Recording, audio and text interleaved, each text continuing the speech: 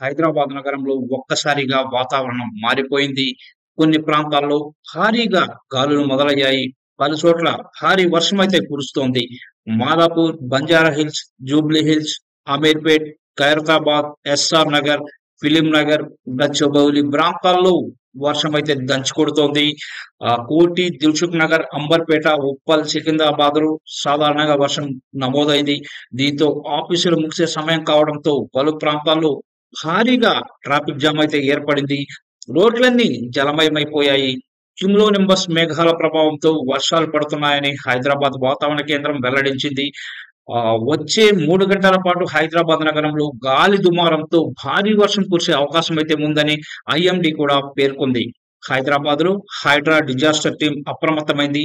మొదలైన భారీ గాలులు వీస్తుండడంతో చెట్ల కొమ్మలు విరిగిపడే ప్రమాదాలు అధికంగా ఉండడంతో జాగ్రత్తగా ఉండాలని హైదరాబాద్ ప్రజలను అధికారులు సూచించారు.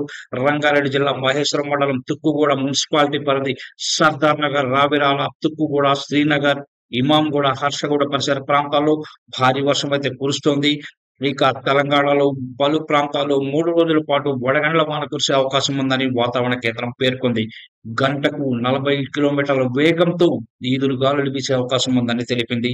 సంగారెడ్డి, వికారాబాద్, హైదరాబాద్, రంగారెడ్డి జిల్లాలకు యెల్లో అలర్ట్ జారీ చేసింది. నల్గొండ, సూర్యాపేట, మహబూబాబాద్, భద్రాద్రి, ములుగు, భూపాలపల్లి జిల్లాలకు యెల్లో అలర్ట్ జారీ అయింది. బంగాళాఖాతంలో అల్పపీడనం అయితే కొనసాగుతుంది. రాష్ట్రంలో అధిక ఉష్ణోగ్రతలు నమోదవుతుండడంతో గాలిలో తేమ శాతం పెరిగి గాలి దుమారంతో వర్షాలు కురుస్తున్నాయి. సంగారెడ్డి, వికారాబాద్‌లో దట్టంగా మేఘాలు అలుముకున్నాయి.